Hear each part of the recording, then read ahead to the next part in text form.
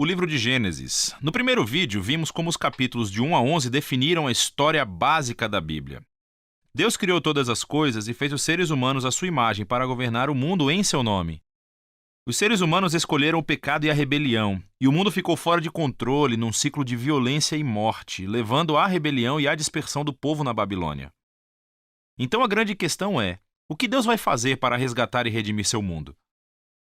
A partir da dispersão da Babilônia, o autor traça a genealogia de somente uma família, que culmina em um homem chamado Abrão, mais tarde conhecido como Abraão. A promessa de Deus para Abraão, no começo do capítulo 12, abre um movimento completamente novo na história. Deus chama Abraão para que deixe a sua casa e vá para a terra de Canaã, que Deus diz que será sua um dia. Nessa terra, Deus promete a Abraão que irá torná-lo uma grande nação e irá fazer seu nome grande e abençoá-lo. Essas promessas estão ligadas a partes anteriores do livro. A Babilônia, de forma arrogante, tentou buscar a sua própria fama e isso não terminou muito bem.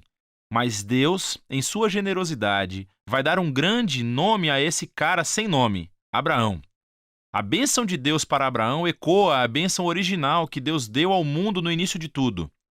Então a pergunta é: por que Deus abençoou Abraão e sua família? A última frase da promessa de Deus deixa isso claro: para que todas as famílias da terra encontrem a bênção de Deus por meio de você. Isso é um ponto-chave para entender todo o resto da história bíblica. O plano de Deus é salvar e abençoar o seu mundo rebelde por meio da família de Abraão. Por isso que todo o resto da história do Antigo Testamento se concentra somente nessa família, chamada o povo de Israel. Por isso que Israel mais tarde será chamado o reino dos sacerdotes do Monte Sinai. Deus quer usá-los para mostrar a todas as outras nações como Ele é. No fim, essa é a promessa realçada pelos profetas bíblicos e poetas que aparecem mais tarde, que dizem que o seu cumprimento virá por meio do rei messiânico de Israel, cujo mandato trará justiça e paz a todas as nações. Mas nesse ponto da história, nada disso está claro. Você tem que continuar lendo e ver como a promessa se desenvolve. O resto do livro concentra-se em Abraão e sua família. Primeiro no próprio Abraão, depois no seu filho Isaque, depois no seu filho Jacó e finalmente nos 12 filhos de Jacó. Essas histórias de cada geração são unidas por dois temas principais. Primeiro, cada geração da família de Abraão é marcada pelos mesmos erros. Eles continuam fazendo péssimas decisões que destroem as suas vidas e arriscam a promessa de Deus. Contudo, Deus permanece fiel a eles. Ele continua salvando-os dos seus próprios erros e reafirmando o seu compromisso de abençoá-los e abençoar as nações por meio deles, apesar de suas falhas. As histórias de Abraão. Deus tinha prometido a Abraão uma família enorme. Mas em duas ocasiões diferentes, ele teme por sua vida, porque outros homens se sentem atraídos pela sua esposa. E ele nega estar casado com ela, o que obviamente cria todo tipo de problemas. Não só isso, mas Abraão e sua esposa Sara não podem ter filhos. Então Sara planeja para que Abraão tome uma das suas servas, o que também cria todo tipo de problemas. Mas toda vez, Deus livra Abraão. Nos capítulos 15 e 17, Deus chega a formalizar sua promessa para Abraão com um compromisso oficial, chamado de aliança. Essa é uma cena clássica. Deus convida Abraão para olhar o céu estrelado de noite e contar as estrelas. Ele diz que a sua família será numerosa do mesmo jeito.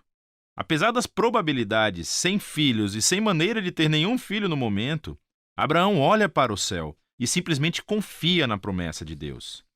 Deus responde por meio de uma aliança com Abraão, prometendo que ele se tornará pai de várias nações, que a bênção de Deus virá para o mundo inteiro.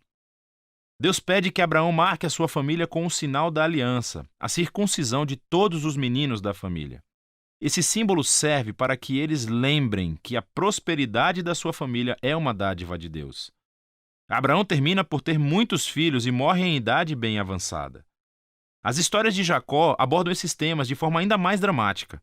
A partir do seu nascimento, Jacó faz jus ao seu nome, que significa enganador. Ele engana seu irmão Esaú, tomando a sua herança e a sua bênção.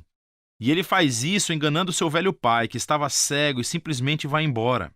Ele tem 4 esposas, mas ama somente uma, Raquel. E isso cria muitas rivalidades na família.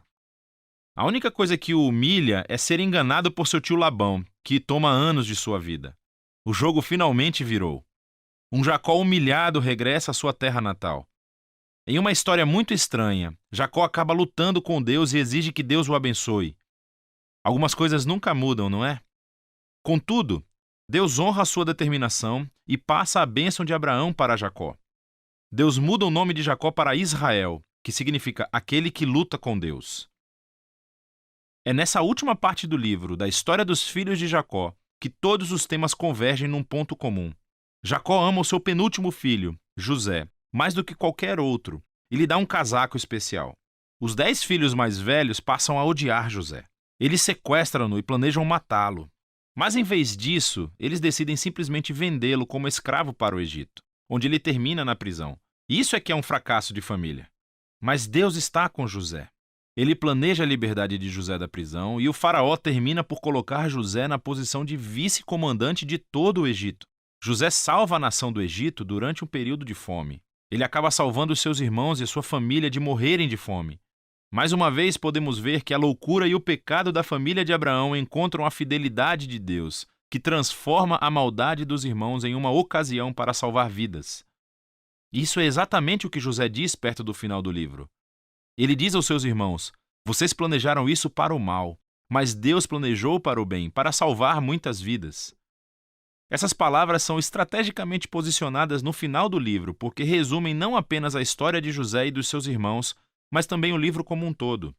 De Gênesis 3 em diante, os humanos continuam agindo de maneira egoísta e fazendo o mal, mas esse Deus não vai abandonar o seu mundo e deixá-lo ser gerido por conta própria.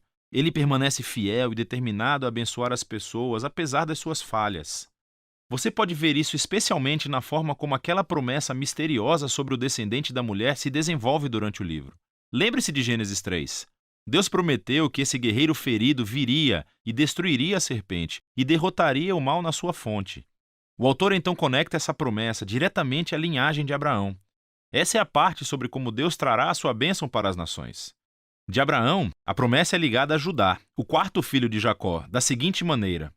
Em um poema extremamente importante no capítulo 49, Jacó, já envelhecido e no seu leito de morte, quer abençoar os seus 12 filhos.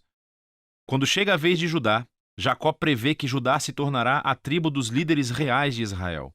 Um dia, um rei virá para comandar a obediência de todas as nações e cumprir a promessa de Deus de restaurar a bênção do jardim para todo o mundo. Depois disso, Jacó morre e depois José morre também. A família, ainda em expansão, permanece no Egito. O livro de Gênesis termina com todas essas esperanças e promessas futuras no ar, sem desenvolvê-las. Isso obriga você a virar a página para ver como tudo vai acabar. Por agora, esse foi o livro de Gênesis.